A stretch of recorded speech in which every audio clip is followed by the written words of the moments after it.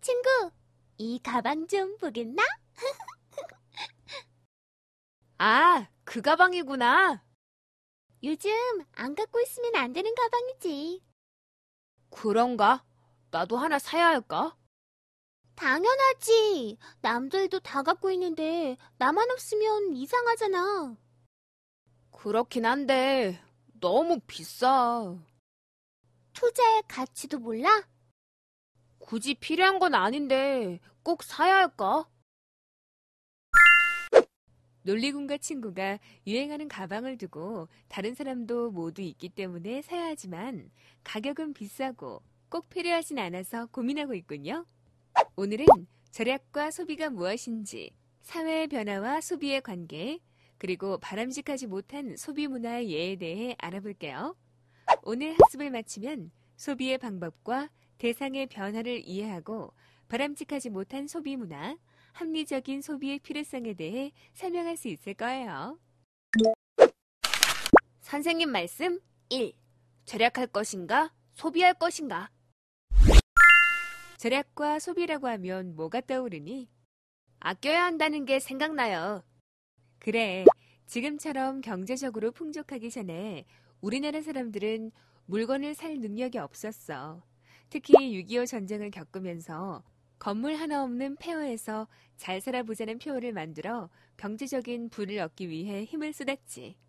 이때는 모든 국민이 소비는 최소화하고 근검, 절약, 검소를 반드시 지켜야 하는 덕목으로 생각했어. 지금은 소비를 해야 한다고 말하잖아요. 맞아. 지금은 상황이 바뀌어서 IMF 이후에 소비를 해야 경제가 살아난다고 정부에서 공표했기 때문에 소비를 중시하는 방향으로 변화했지. 아, 쓰는 사람이 있어야 만드는 물건이 팔리기 때문이군요. 그럼 신문 기사를 하나 봐볼래?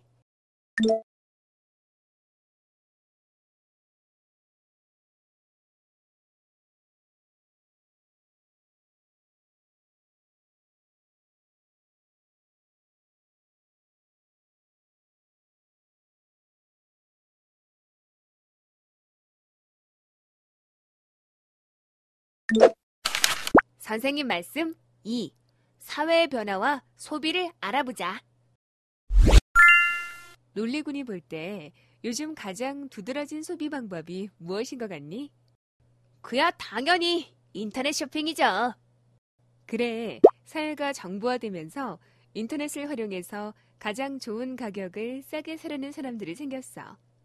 전에는 물건 이름만 보고 샀지만 지금은 제품에 대한 정보나 품질까지 꼼꼼히 확인하는 거지.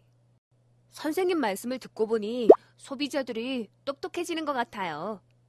맞아. 그리고 간편하고 쉽게 소비하려고 하기 때문에 편리한 걸 중요하게 생각한다는 거야.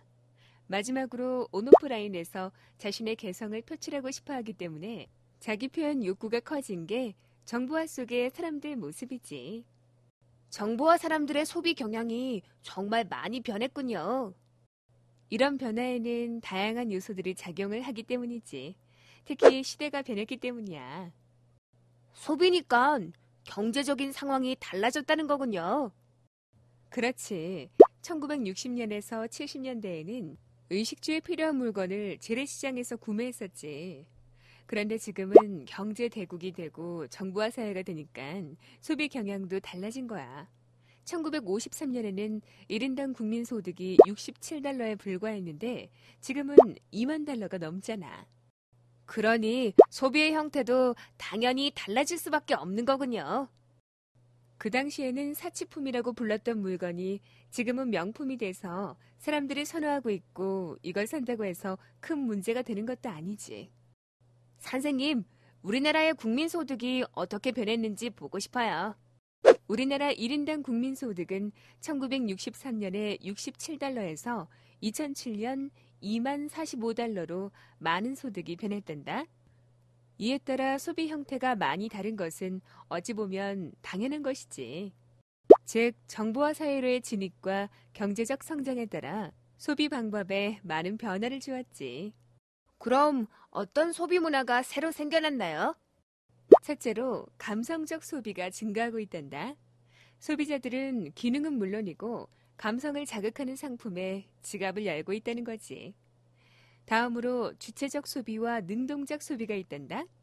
댓글 및 상용 후기 등을 통해 물건을 산 후 기업에 적극적으로 제안하고 참여하는 수준이 높아졌지. 그럼 새롭게 등장한 다양한 소비 유형에 대해 살펴볼까? 하나씩 눌러서 내용을 살펴봐.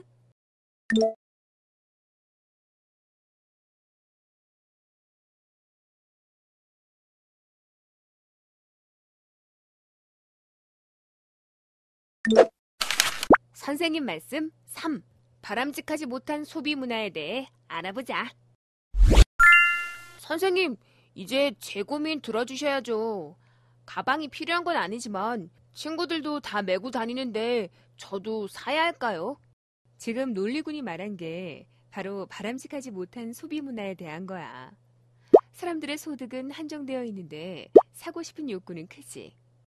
이 그래프를 한번 봐줄래?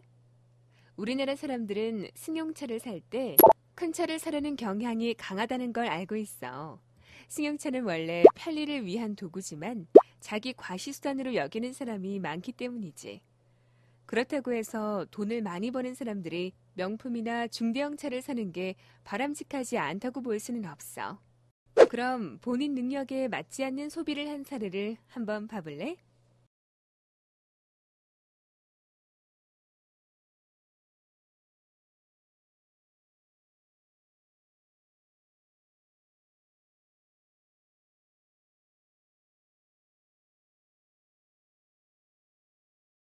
이 글에서 마음에 와닿는 점이 있니? 명품을 산다고 해서 내 가치나 품위가 올라가는 게 아니라는 거야. 맞아. 우리는 물건을 사기 위해 존재하는 게 아니라 존재하기 위해 물건을 사는 거야. 명품을 사서 품위가 채워지는 게 아니라 내 마음과 내 행동에서 나온다는 거지. 이제 소비 문화에 대해서도 알았으니 비합리적인 소비의 유형을 살펴볼까? 각각을 클릭해서 내용을 살펴봐.